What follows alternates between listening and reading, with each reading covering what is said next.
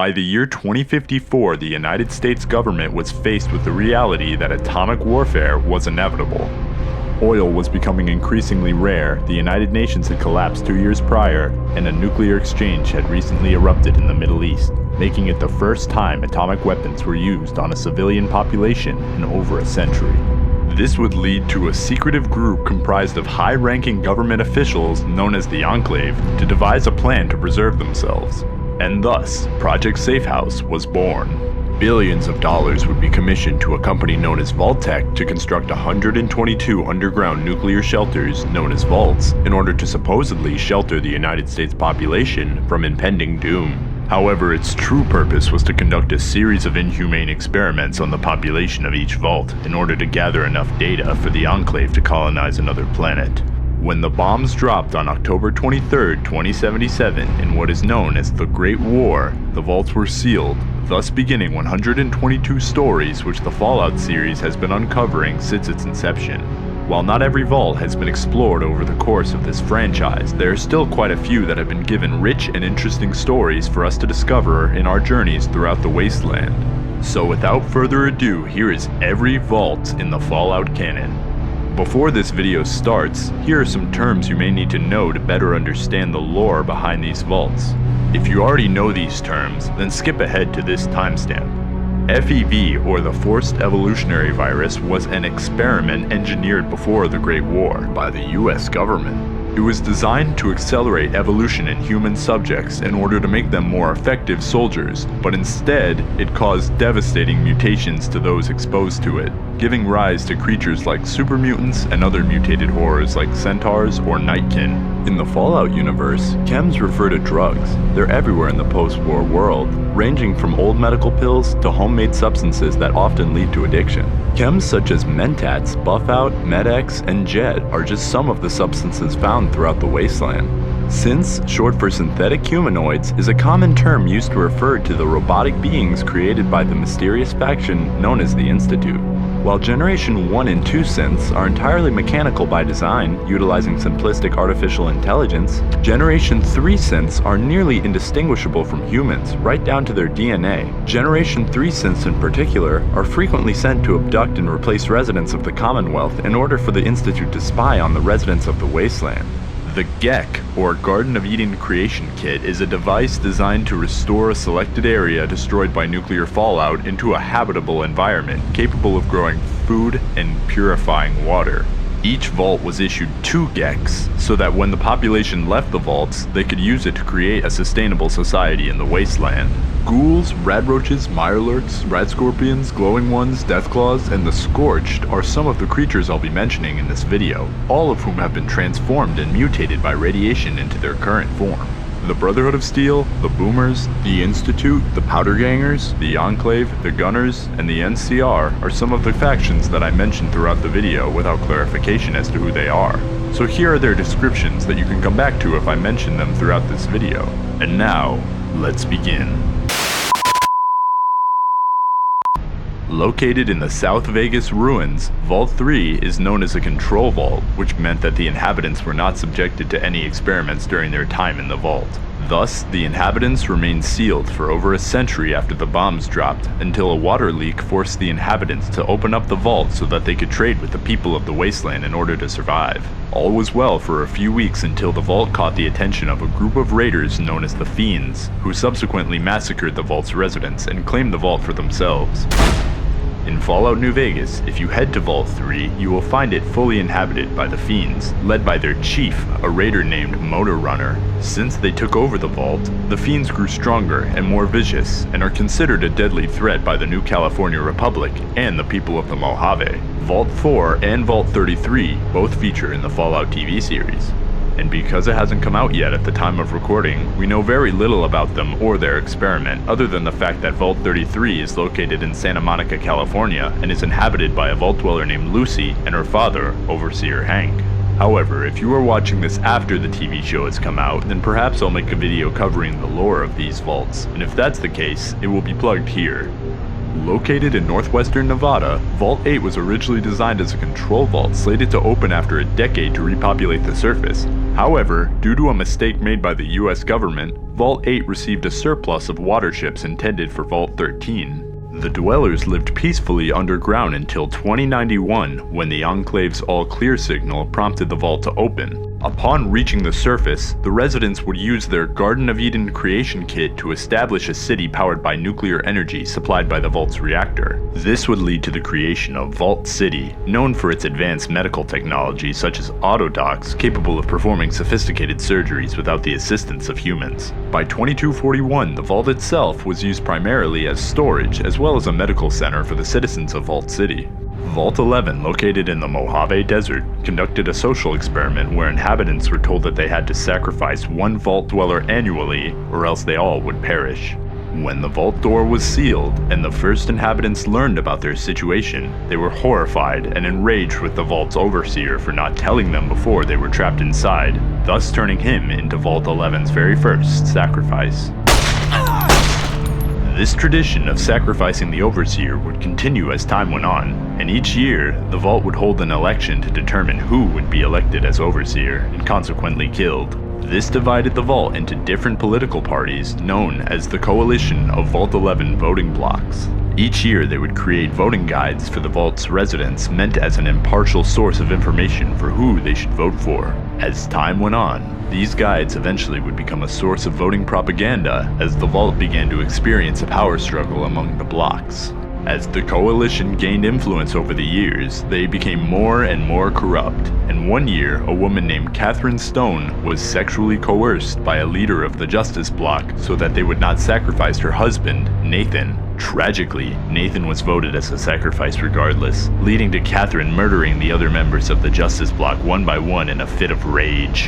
Her rampage consequently resulted in her being voted as the sacrifice for the next year, and thus making her the new overseer. In her first act as overseer, she banned the election in favor of a system where the annual sacrifice would be chosen randomly by the vault's computer. The remaining members of the Justice Bloc, fearful of losing their power, staged an armed coup, which resulted in the massacre of most of the vault's residents, leaving only 5 dwellers alive. These 5, horrified at the events that had taken place, mutually decided to end the cycle of killing and refused to sacrifice any more people.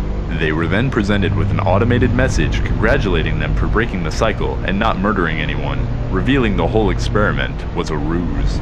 The computer then unlocked the vault's main entrance, allowing the dwellers to leave as they pleased. Shocked and disgusted with what they had done, 4 of the 5 dwellers decided to end their own lives out of guilt for their actions. The remaining survivor, presumably, left the vault, never to be seen again. By 2281, the vault remains empty, only inhabited by its robot personnel, as well as terminal entries and holotapes detailing the horrible events that had taken place inside. Vault 12, located in Bakersfield, California, was intended as a medical experiment studying the effects of gradual radiation exposure, in which the vault door was designed to not seal correctly when the bombs dropped. This resulted in the vault's population turning into ghouls. In the year 2083, the survivors would leave the vault and turn the surrounding area into the city of Necropolis. By the time of Fallout 1, the vault is still inhabited by a number of glowing ones who act as guards for the vault's water chip if you attempt to steal it. Vault 13, located in the mountains of Southern California, was intended to keep its residents isolated from the outside world until one day, a water chip malfunction led to the Overseer to send a handful of vault residents out into the wasteland to search for a replacement. The first dweller, a man named Ed, barely made it out of the vault before being killed by rats. The second dweller, a man named Talius, was captured by Nightkin and turned into an F.E.V mutant, and now resides in the Boneyard as a member of the Followers of the Apocalypse.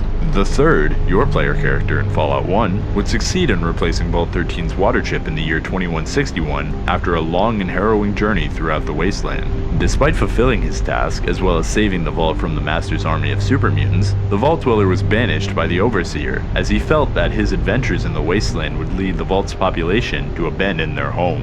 This would lead to the Vault Dweller leaving Vault 13 and founding the settlement of Arroyo. After the residents of Vault 13 learned of the Overseer's decision, they sentenced him to death, allowing those who wished to leave the vault to do so. The remaining dwellers would live peacefully in the vault until 2241, when they were captured or killed by the Enclave. who left behind a pack of intelligent Deathclaws to guard the vault. The vault was then found by the Vault Dweller's grandson, the Chosen One, who was there on a mission to retrieve the vault's Gek in order to save the previously mentioned village of Arroyo. Once he retrieves the Gek, Frank Horrigan and a squad of Enclave soldiers exterminate the Deathclaws, leaving Vault 13 an empty hole in the ground. Vault 15, located in Southern California, was a social experiment in which a large population from diverse ethnic and religious backgrounds were forced to live together. This would cause a schism among the dwellers, which would lead to them abandoning the vault, separating into 3 raider groups: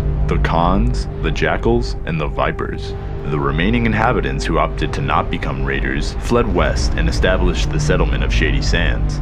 By 2161, the vault was abandoned and only inhabited by a family of rad scorpions. As the years went on, Vault 15 remained abandoned due to disputes over excavation rights. Various factions, including the New California Republic, Raiders, and Scavengers, all clashed over control.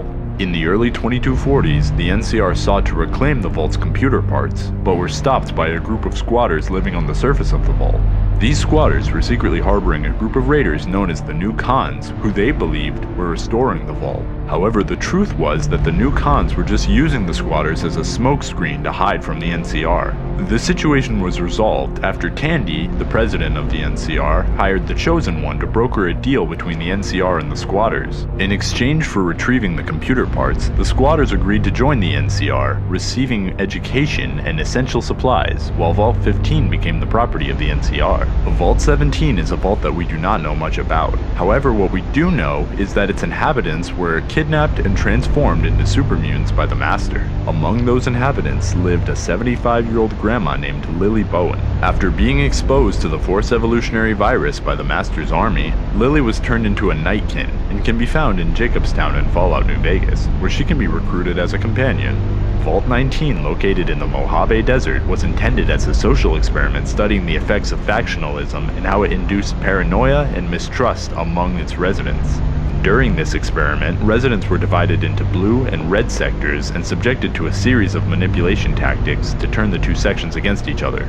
Journal entries found inside the vault indicate high levels of paranoia, such as blaming the other factions for the vault's malfunctions, as well as reports of feeling unusual drafts from the air vents, seeing blinking patterns in the lights that mimicked code, as well as a child reporting hearing high-pitched noises coming from his vault terminal, which was perhaps a form of subliminal messaging. Little did they know that this was all being orchestrated by the overseers, as well as the vault doctors, who may have been drugging the residents, leading some to experience fits of aggression and psychosis. By the time of Fallout New Vegas, the vault had been taken over by powder gangers after they found the place abandoned, leaving the fate of the vault's residents unknown. Vault 21, located on the New Vegas Strip, housed an experiment which focused on the effects of excessive gambling. When the bombs dropped, 200 years would pass and the vault's residents would develop a stable community which solved its problems through gambling. Eventually, in the year 2274, Robert House, the ruler of the New Vegas Strip, proposed a game of blackjack, where if he won, he would become the owner of the vault. Some of the vault's residents were skeptical and favored isolationism.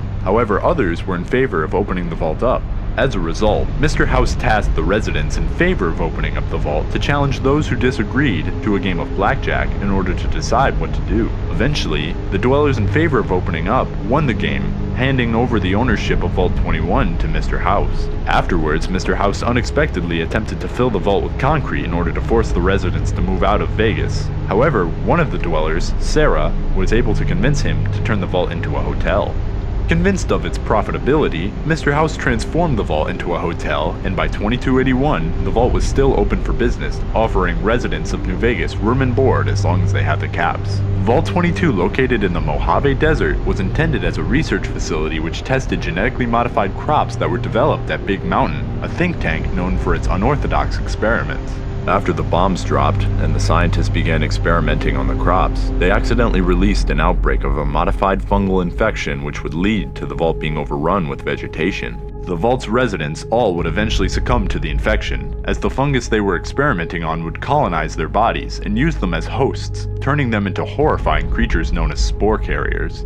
Located somewhere on the west coast of the United States, Vault 29 was intended to house a population of rich children under the age of 15. The vault would be controlled by a Zax AI supercomputer which would be programmed to raise the children with the aid of robotic helpers. Not much is known about the fate of Vault 29, other than the fact that Harold, a recurring character in the Fallout series, is said to have originated from there. Vault 34, located in the Mojave Desert, hosted an experiment granting its inhabitants unrestricted access to an armory full of weapons and explosives. This would cause a very gun-centric culture within the vault, and seeing the potential for disaster, the Overseer would lock up the vault's armory, and because of this, the residents protested, as they felt that they had the right to their weapons, and thus, the population was divided into two groups. The first group would escape the vault and head north, where they would discover the Nellis Air Force Base and eventually become the Boomers. The remaining dwellers would be trapped inside by the Overseer, leading to a riot that damaged the vault's reactor. This would end up filling the vault with radiation, turning its remaining residents into feral ghouls. As of 2281, Vault 34 is nothing more than a ghoul-infested, irradiated hole in the ground stocked with all the weaponry that one could need. Not much is known about Vault 43, as it was featured only in the Fallout comic titled One Man and a Crate of Puppets. All that is known about the vault is that its inhabitants consisted of 20 men, 10 women, and a panther. Vault 51, located in the forests of Appalachia, conducted an experiment in which a Zax 1.3C supercomputer would test the vault's residents in order to determine who is best fit for the role of Overseer. The computer was primarily taught by a man named Sergeant Robert Baker, who would advise the computer on what made the best leader. As time went on, Baker attempted 2 separate times to hold an election, but when no one could decide on a leader, the computer deemed elections pointless and would forego this method of selecting the Overseer. Baker would then commune with the AI, telling it that a leader was someone who stepped up in times of crises. The AI would misinterpret this message and begin to produce a series of crises for the dwellers in order to see who was most fit to lead. These crises included, but are not limited to, changing the rules of a talent show halfway through to make it so that the losers would be forced to move out of their bedrooms and into bunk beds, making the dwellers compete in rigged casino games, engineering a food shortage, convincing the dwellers that houseflies were infesting the vault, blaring the vault alarms while the residents were sleeping, switching their coffee with decaf, and manipulating the dwellers into cheating on their significant others. These events ultimately manipulated the remaining inhabitants to turn against each other, leading to multiple deaths. One day, after the body of a dweller named Helen was found, the vault residents began a frenzy. This led to the dwellers massacring each other, leaving only one survivor alive, a man named Reuben Gill. Since he was the only dweller left, he was named Overseer, and would stay isolated with the Zax AI for years. This would change when Reuben found out about the opening of Vault 76. Seeking a way to escape, Reuben would hack into the vault's inventory system and place himself inside a shipping crate, allowing him to leave undetected when the crate was removed from the vault. His plan was to find someone from Vault 76 to help him defeat the Zax AI, and he was actually successful in making contact with one of the dwellers, but he ultimately died before he could return to Vault 51. Currently, the vault is abandoned, and its only inhabitants are some scorched who wandered inside.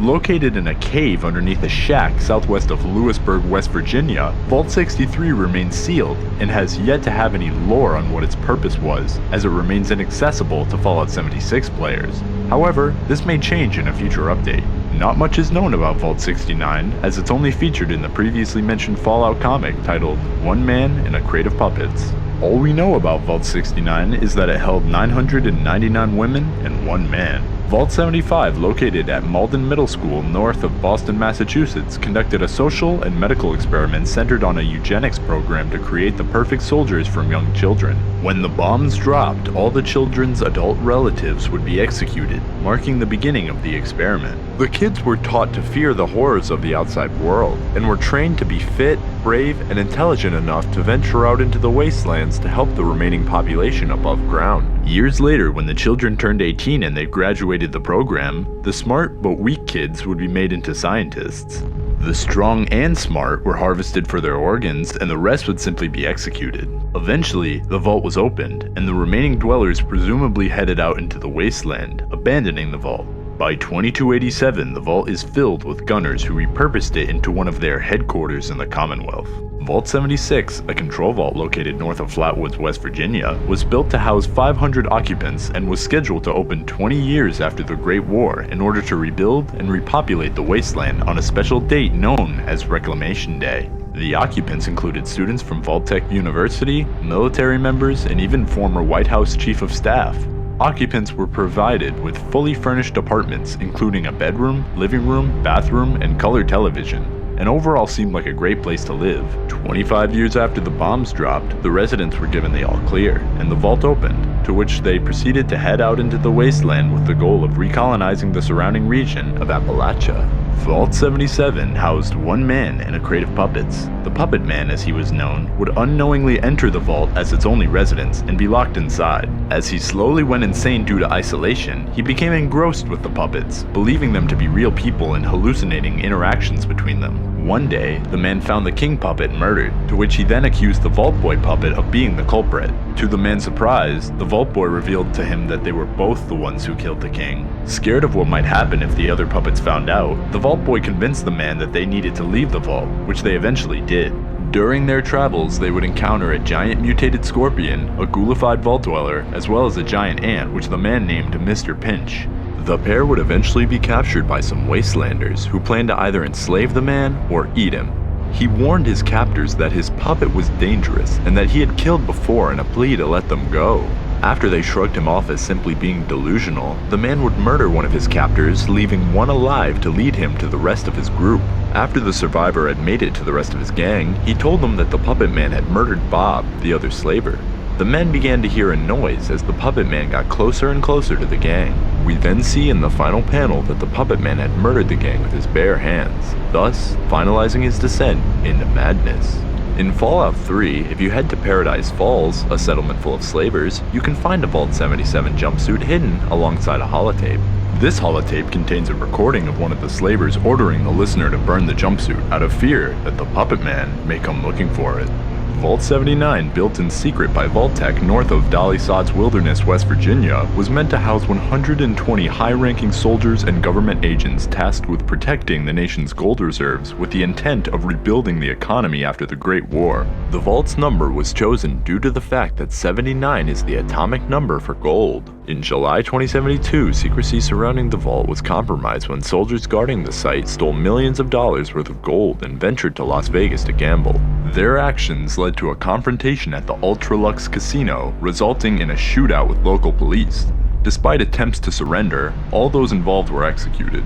In 2077, when the bombs finally dropped, the vault was sealed, to which inhabitants awaited further instructions from the US government. However, at some point after the war, a mutiny led by a rogue Secret Service agent named Shorty resulted in a number of deaths among the vault's population. The survivors remained inside the vault, isolated and depressed, with at least 3 agents taking their own lives. On the surface, rumors of the vault's gold attracted treasure hunters, who hire your player character to help them commit a heist on Vault 79. Vault 81, built in Boston, Massachusetts, was intended to host an experiment in which scientists would use the vault's civilians as guinea pigs to develop a universal cure for disease. The vault was designed so that the scientists would be separated into a secret sector unbeknownst to the residents, where they could monitor and experiment on the population. When the vault closed, before the scientists could begin their experiments, they were betrayed by the Overseer, who locked them inside the secret sector of the vault. The scientists would eventually perish, leaving only a single Mr. Handy named Curie. As for the residents of Vault 81, they would maintain a peaceful society, and as of 2287, the Vault continues to thrive as it has managed to establish trade relations with the surface, continuously prolonging its residents' survival, unaware of the Vault's secret experiment. Vault 87, built in northeastern Virginia, was a research facility experimenting with the forced evolutionary virus, transforming its civilian population into supermutants, centaurs, and other mutated abominations. However, these super mutants escaped containment, and they seized control of the vault only 1 year after it was closed. By 2277, the vault is overrun with super mutants. However, one of these mutants, named Fox, managed to retain his intelligence, and if you managed to free him, then he could be recruited as a companion. Vault 88, located in Quincy, Massachusetts, was intended as a testing ground for experimental productivity-boosting technology for other vaults, but was left unfinished, and when the bombs dropped, it turned the Overseer into a ghoul. In 2287, she is saved from raiders attempting to break into the vault by your player character in Fallout 4. Upon speaking with her, she tasks you with helping her rebuild the vault, making it a potential settlement for the player character to enjoy. Vault 92, located in Olney, Maryland in the Capital Wasteland, was led by Overseer Richard Rubin and promised to preserve the musically talented of the US population. However, the Vault's true purpose was to conduct a medical experiment using white noise to implant combat suggestions within the minds of the residents. Despite initial success, the residents began exhibiting psychotic behavior, leading to multiple deaths. To make things worse, the vault structure was decaying, as water began leaking into the vault, causing flooding. As the insanity spread, one of the Vault-Tec employees, Professor Malleus, pleaded with Rubin to end the experiment, to which the Overseer refused. It is implied in an audio log that Malleus then planned on making the Overseer pay for his crimes, but no follow-up is provided. As the vault fell into further chaos, eventually it succumbed to flooding, allowing Mirelurks to infest the area, presumably finishing off any remaining survivors, and turning Vault 92 into their new habitat. Vault 94, located in northeastern West Virginia, was advertised as a place where residents were tasked with preserving the natural environment surrounding the vault. However, its true experiment was to test how a non-violent religious community would adapt to interacting with the outside world after the Great War. The community was run by a woman named Gabrielle Salvar, and she made it so that the vault's decisions were made by a council rather than one overseer. The experiment would be overseen by a sole Vault-Tec employee named Tyrone Hayes, who was instructed to monitor the population as time went on. When the bombs fell, the community was driven to the vault by two separate buses. The first bus was able to get their passengers inside, however the second bus was too late and their members were locked outside the vault as the door was hardwired shut. After the vault door was sealed, the vault remained peaceful until Salvar convinced the community to open their doors back up on October 23, 2078, exactly 1 year after the Great War. The community would send multiple ambassadors into the wasteland until one would come across the town of Harper's Ferry. The ambassador would attempt to bring survivors back to his home by telling them that they had a farm outside of the vault that could feed the entire town. The mayor, a woman named Maria Collins, suspicious of the dwellers' claims, would send a group of townsfolk to investigate the vault. The group would be invited inside the vault, where they began to feel on edge about the community's inviting nature. They would eventually succumb to their paranoia and would massacre the vault council as well as any remaining survivors from the community. After their massacre concluded, they would find the vault's Gek. Mistaking it for a mind control device, they began to open fire on it. This resulted in a level 6 nuclear explosion which would cause the radiation in the area to surge. This led to the organisms within the affected area to mutate, as well as a thick fog to pour from the vault's entrance, which would rapidly intensify the area's swampy environment. This event would then transform the surrounding area into what we now know as the Mire. Vault 95, located southeast of Natick, Massachusetts, was an experiment which had chem addicts undergoing experimental rehabilitation for their addictions.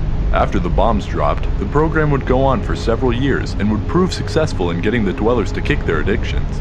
This was until a Vault-Tec agent masquerading as a fellow resident opened a stash of drugs hidden within the vault while the population slept. The next morning, when the supply was discovered by the residents, chaos ensued, leading to violence among the dwellers as well as some to succumb to their urges while others maintained their commitment to sobriety. It is not known what happened to the residents following this instance, as by the year 2287, the vault was completely occupied by gunners, who repurposed the vault into a stronghold for them to operate out of. Vault 96, located south of Spruce Knob Campground, West Virginia, was advertised as a vault designed to monitor the damage done to the local fauna after the bombs dropped. However, once it was sealed, the scientists within were shocked to discover that the vault's true purpose was to conduct unethical experiments on mutated animals cryogenically frozen inside the vault in order to find a way to counteract their mutations. They were forced to maintain a weekly quota of data by the vault's mainframe that, if not met, would result in their demise.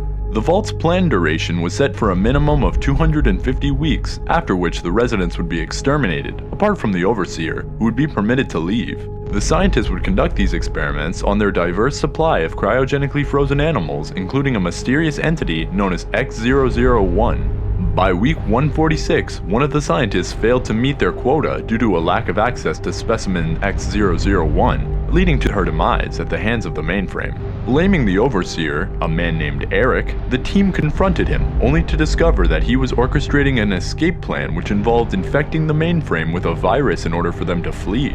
Although the plan initially succeeded, the mainframe activated superseding Protocol Omega, causing the residents' deaths. Despite this, the virus successfully shut down the mainframe, leaving the vault open, prompting animals to escape and triggering the emergency management system to call for assistance. In the year 2104, the vault was taken over by a scientist named Edgar Blackburn, who used its research equipment to attempt to create an improved strand of F.E.V. in order to help humanity adapt to the wasteland. He would do this by hiring a group of mercenaries known as the Hellcat Company in order to guard Vault 96 and abduct unsuspecting dwellers for him to experiment on. Vault 101, located west of Springvale, Virginia, held a social experiment which studied the role of the Overseer in a vault that was never intended to open. After the Great War, the residents remained isolated as the Overseer fabricated an illusion of the outside world being uninhabitable, fostering the belief that survival solely existed within the vault. This continued for years until one Overseer elected to break the cycle of isolationism and sent an expedition team out into the wasteland. When they returned, they would analyze samples taken from the wasteland that the team collected. This would lead to two team members, Lewis and Agnes Taylor, to be sent to Megaton for further exploration and contact between the two settlements. Eventually, Agnes would return to Vault 101 around 2258, and the Overseer would vanish after a failed expedition into the capital wasteland. Eventually, a new Overseer named Alphonse Almodovar would seek to return to the ways of isolationism and seal the vault once more. Until one day, a man named James came to the vault seeking shelter, offering his services as a doctor in exchange for the safety of him and his infant child. The Overseer would let them in, and James would keep his child in the dark about their origins in the wasteland because of his agreement with Alphonse, convincing your player character that they were born in the vault. The Overseer would continue his regime of isolationism with only one woman managing to escape the vault. Eventually, in 2277, a radroach infestation sparked chaos in Vault 101, enabling James to escape. This caused even further turmoil, leading to several deaths. After the Overseer orders the killing of multiple people, including the Lone Wanderer, you escape into the wasteland, fleeing from the Overseer's wrath.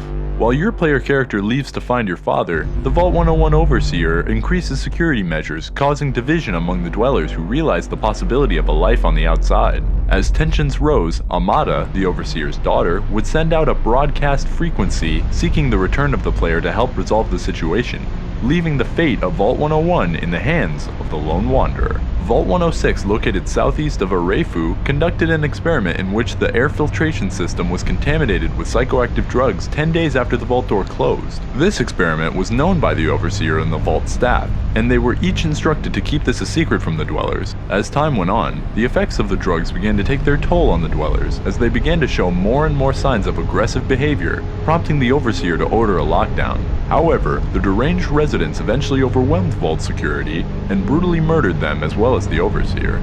Years later in Fallout 3, you can find the vault inhabited by insane survivors who have all descended into madness due to years of breathing in psychoactive drugs. As you explore the vault, your character actually begins to see hallucinations of characters from their past, such as Amada, the Tunnel Snakes, and your father. Vault 108, located north of Washington, D.C., had an abundance of problems. The vault was designed to house 475 people for only 38 years, the power supply was set to fail after 20 years, and the Overseer was set to die after only 3 years due to a rare type of cancer. The experiment also deliberately left standard positions vacant, as well as providing the residents with no entertainment tapes. Basically, this vault sucked ass. However, in addition to these failures, the vault came equipped with a cloning lab. After the vault sealed, cloning experiments would be conducted which produced 53 clones of a man named Gary. Each cloned iteration of Gary exhibited hostility towards non-clones, escalating with each replication. Subsequent clones became increasingly violent, leading to them eventually purging the vault of its residents. By 2277, the vault is solely inhabited by clones who are only capable of saying one word. Gary.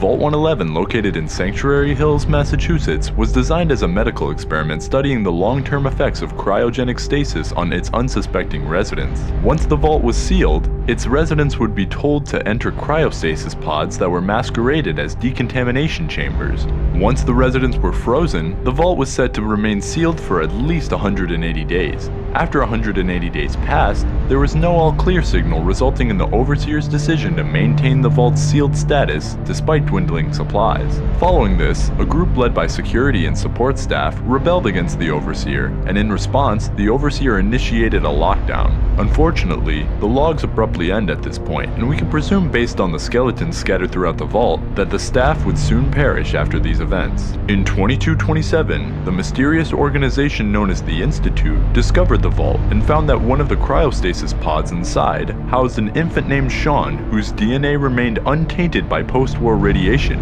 perfect for their third-generation synths. Agent Conrad Kellogg and 2 scientists were dispatched to retrieve the infant. However, when they opened the pods to retrieve Sean, one of his parents resisted in their efforts, which led to their tragic murder at the hands of Kellogg. After 60 years, Sean's other parent, who had witnessed the kidnapping, would be mysteriously released from cryostasis, discovering all the other vault residents deceased due to a life support failure, making them and Sean the sole survivors of Vault 111. Vault 112, located southwest of Washington, D.C., was designed to house 85 people. The vault's unique experiment involved immersing occupants in perpetual virtual reality, overseen by Dr. Stanislaus Braun, creator of the Garden of Eden creation kit. The vault housed a set of virtual reality pods which simulated a utopic suburb known as Tranquility Lane. Unbeknownst to its occupants, once they entered the virtual reality pods, Braun held absolute control over the simulation. Inside the simulation, Braun would take on the form of a little girl named Betty, and he would use his power to turn the vault's residents into his personal playthings, repeatedly murdering them inside the simulation. Each time Braun murdered them, he would wipe their memory and resurrect them within the program, creating a cycle of torture that would go on for centuries. Vault 114, located inside Park Street Station in Boston, Massachusetts, was a social experiment that was advertised as a luxury vault for wealthy members of society. However, in reality, the vault was designed to be cramped and overpopulated in addition to being under the leadership of an overseer with an abundance of mental issues. The vault was nearing completion, with construction underway and a man named Soup Can Harry being selected as overseer. However, the vault was never finished, potentially due to contract fraud and embezzlement. Eventually, after the bombs fell, its construction site was repurposed as a base of operation for Skinny Malone's gang of triggermen. Vault 118, hidden beneath the Cliff's Edge Hotel in Mount Desert Island, Maine, was designed as an exclusive establishment aiming to attract wealthy and influential individuals seeking privilege and luxury.